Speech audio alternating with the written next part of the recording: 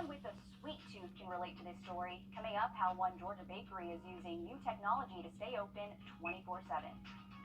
And Elsa is now moving away from the CSRA, but we are tracking more storms in the forecast for the rest of this afternoon. Update on radar and that weekend forecast next.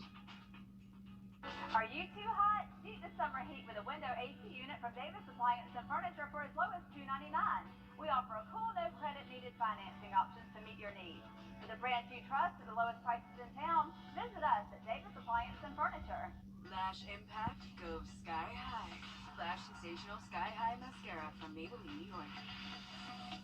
Limitless length plus volume. Sensational from every angle. Lash Sensational Sky High Mascara. Only from Maybelline, New York. Enjoy the weather this season with your furry friends, but be careful. Keep your animals cool by exercising in the morning or evening, and always provide them plenty of shade and water.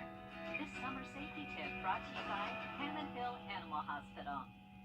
Welcome to Davis Appliance and Furniture, where you can find the best deals in town. We offer new and used appliances, and we service what we sell. We offer no credit needed financing and delivery options to meet your needs. For the top brands at the lowest prices in town, visit us at Davis Appliance and Furniture. Another live look at Alfred L.E. Beach High School in Savannah, where the First Lady, she's speaking currently. She's been touring a vaccine clinic set up at the school with Senator Raphael Warnock. We're going to listen in. Well.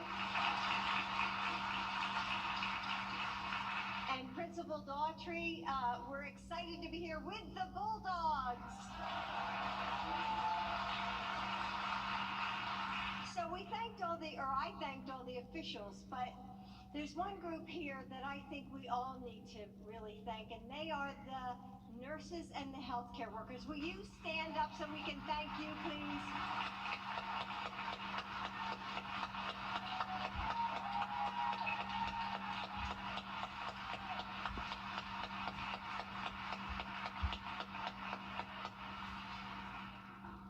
Thank you. You know, I just had the chance to meet with some of this city's healthcare leaders and hear about really what you've overcome in the last year. And they're in the audience today, and I want to thank all the docs who took the time to, and healthcare workers who met with me today. You know, it's really been difficult, but like frontline workers across this country, you met this crisis with courage. And now you're working tirelessly to get Savannah vaccinated. And thank goodness you are, because no one knows this community or how to meet people where they are like you do. And you're the best messengers we have, and the President and I are so grateful for your work. You know, it's so hard to believe how far we've come since this point last year. Think back where you were. Do you remember how quiet the streets were then? Do you remember the empty grocery aisles? Do you remember just how uncertain and lonely many of us felt? Today, we're finally getting back to the things that we've lost, like hugging the people we love, catching up with friends face to face, smiling at strangers. But as far as we've come, we're not done yet. And right now, only 44% of Georgia residents have had at least one shot. And that's just not enough, which is why we came to Savannah today. So to everyone who is listening or watching on those cameras at the back of the room, I'm here to ask you, to plead with you, to please get vaccinated. Because it's safe, like the doc said. The vaccines have been rigorously tested, and millions of Americans have already received their shots because it's effective. Studies show that the vaccines All right, the First Lady there speaking in Savannah, encouraging everyone to get vaccinated, specifically people here in Georgia. Later on, she's going to head to Orlando for the National Scripps Spelling Bee. A live look now outside.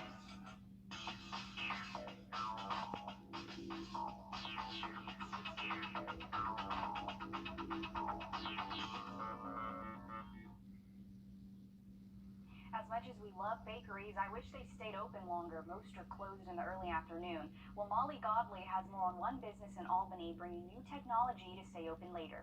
The owner says she knew this vending machine would do well in Albany because most bakeries don't stay open past 6. Now she can serve customers 24/7. Quinetta Hall said she got the inspiration for the Q's Cakes vending machine from her friend. And she said, you know what I seen when I was in Macon? She said, I saw a vending machine with hair and lashes. She said, if they can do hair and lashes, you think you probably can do your trees?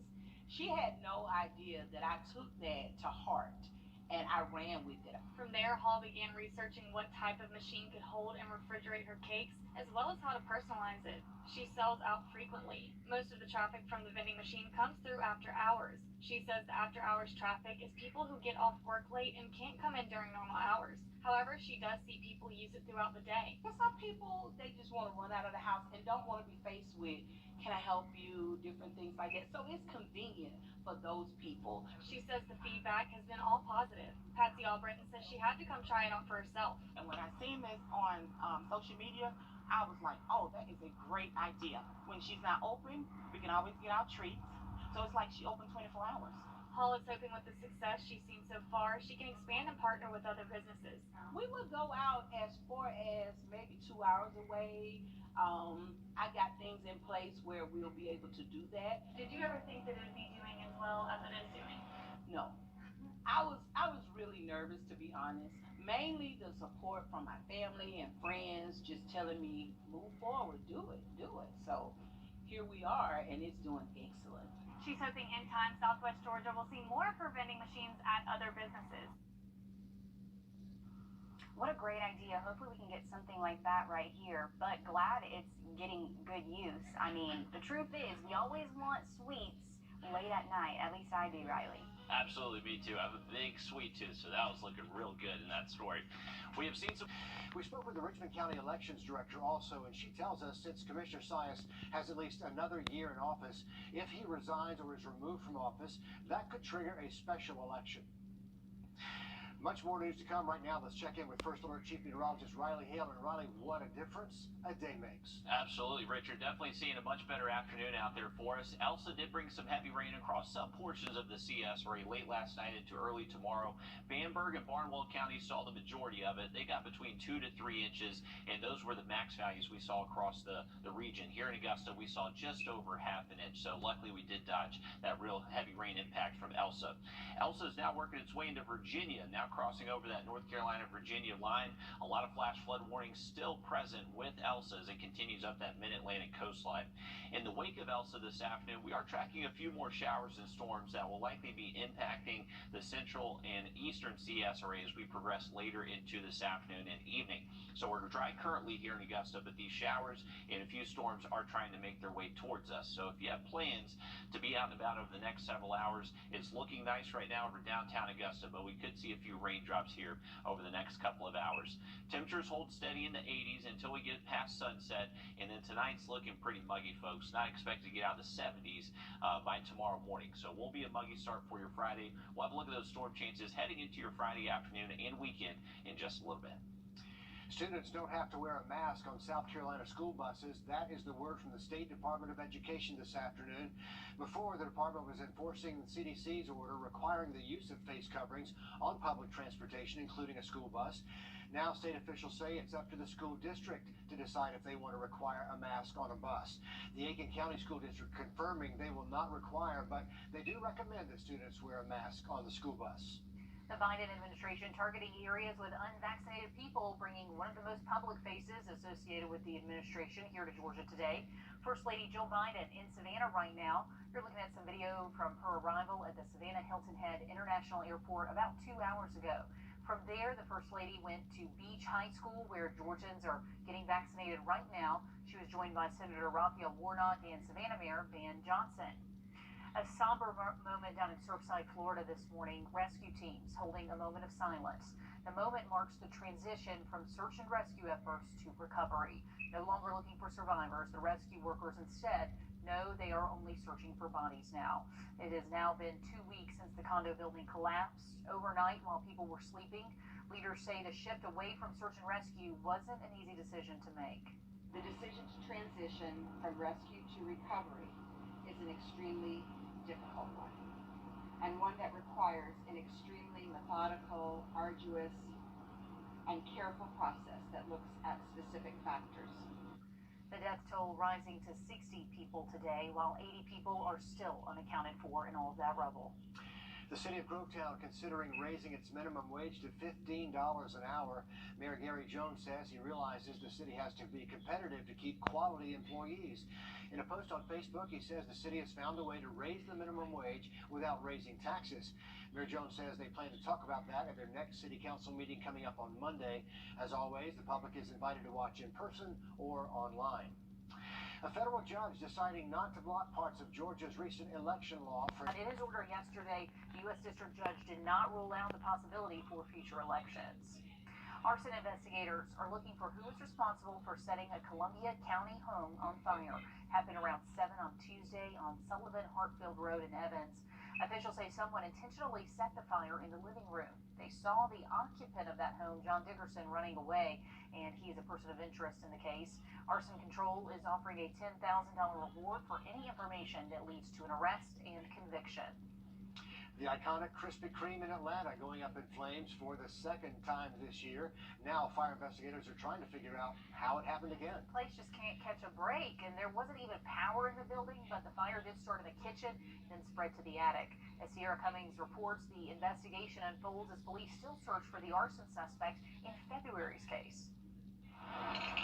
They thought they were done the last time they rolled up these hoses.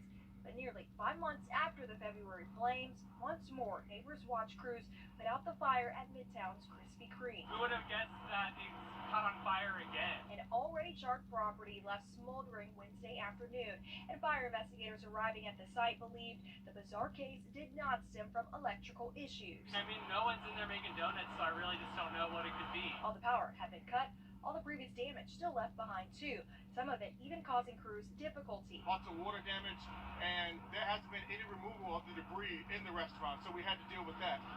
They really had to get in there and work hard just to keep the fire at bay from what it was when we initially arrived on scene this afternoon. Officials say it began in the kitchen and spread to the attic. Smoke from the roof began to blanket the building, one that was soon to get rebuilt. The owner, NBA star Shaquille O'Neal, not yet confirming what's to come of the iconic restaurant after this. There shouldn't have been anyone in there, but we're going to investigate to try to figure out what exactly took place.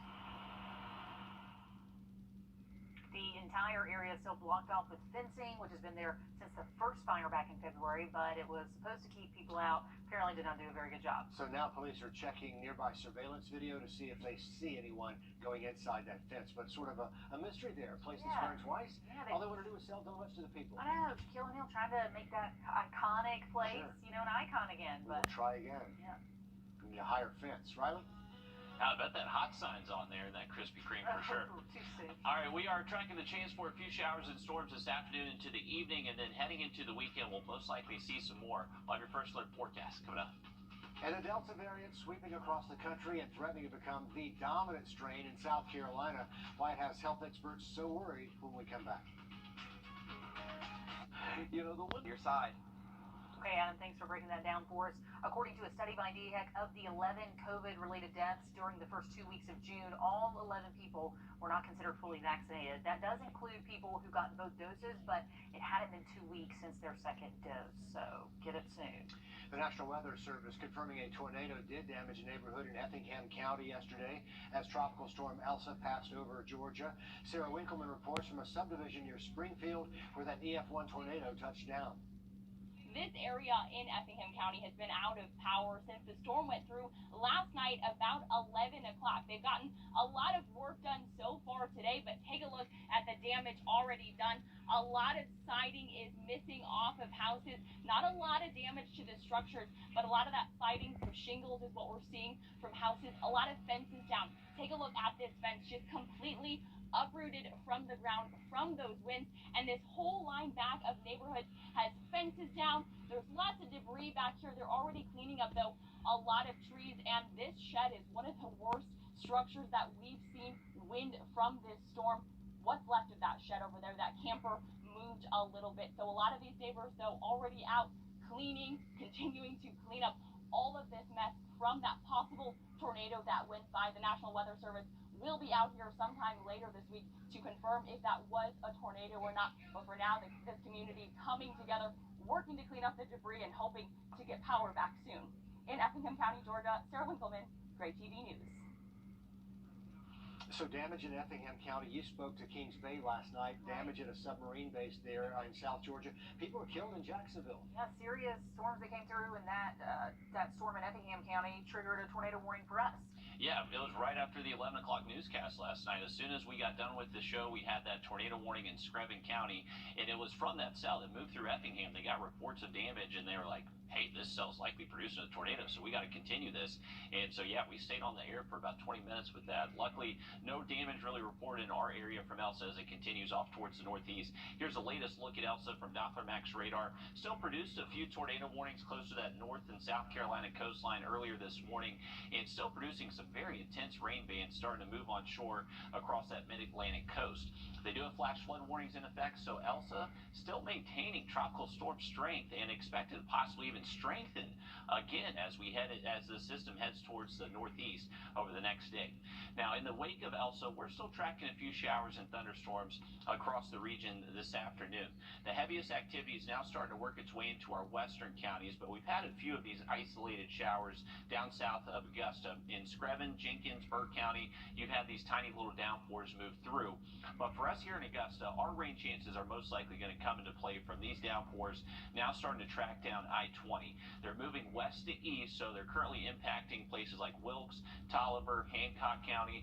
If you're next in line, these showers are going to be heading your way. So Warren County next, then McDuffie, then Columbia, and Richmond County here closer towards the metro.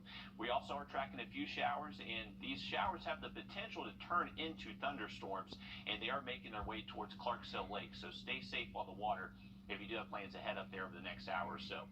These showers and storms will last up until a little bit after sunset for us, but past midnight it does look dry.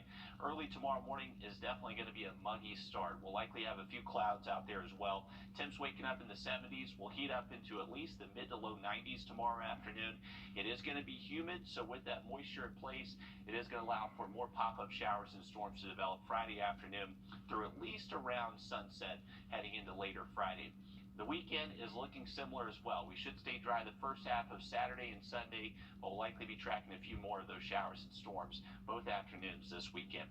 Here's a current look at downtown Augusta. It actually doesn't look too bad for us. Starting to see some blue sky.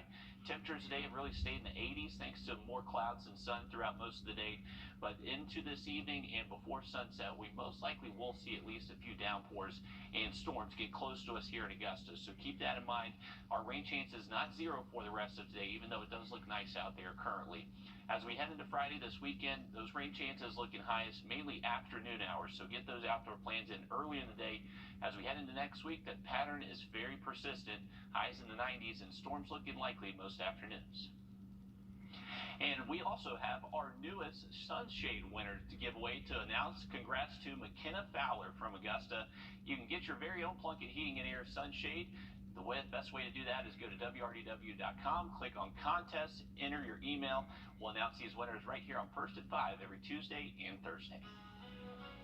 A local grandmother trying to help prevent bullying in our schools through a new book, and she's using her own grandson's experiences to try and make that change. Tired of fight. We are always pursuing greatness, but we're always grateful of where we came from.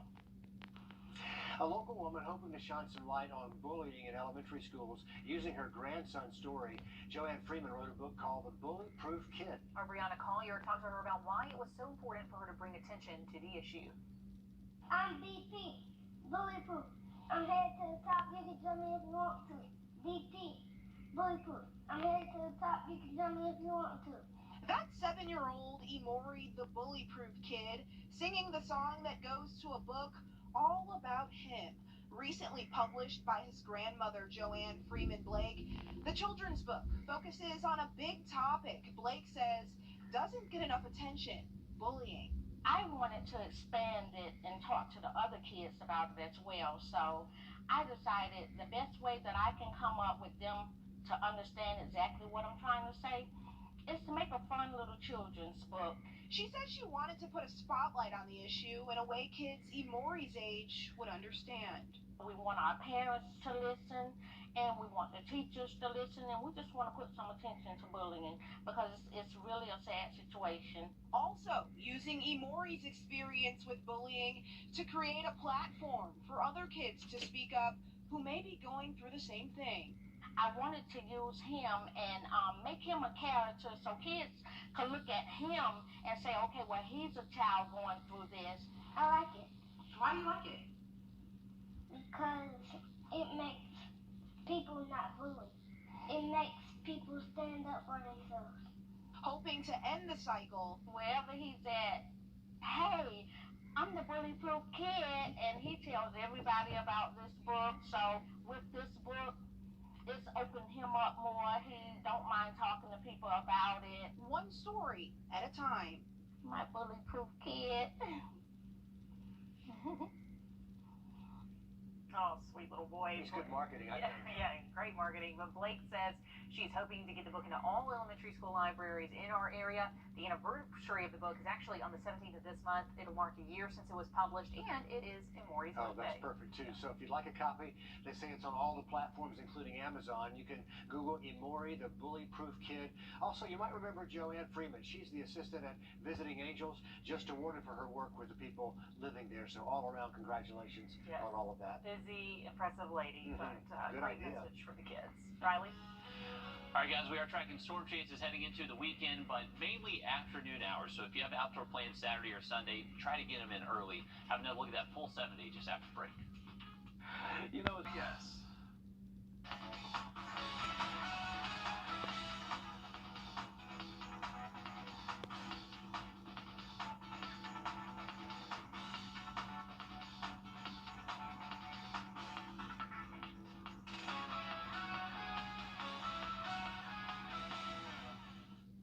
Well, Elsa is now moving off towards the northeast, going to be impacting the mid-Atlantic over the next several hours and then impacting the northeast coast as we head into tonight and tomorrow.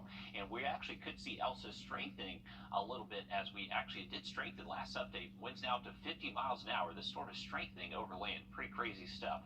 But this is now the third system so far this year that has made an approach through the CSRA. We had Claudette first, then we had Danny, and now we've had Elsa. It has been a very busy start to the 2021 season. Let's hope it is not a sign of things to come. No threat in the tropics over the next 2 to 5 days that we're currently tracking, but we will have the opportunity for a few storms over the next couple of days. So keep that in mind if you have lake plans. Try to get those lake plans in early in the day. Those storms looking likely into the weekend. And speaking of Elsa, the storm's traveling further from us, but the southeast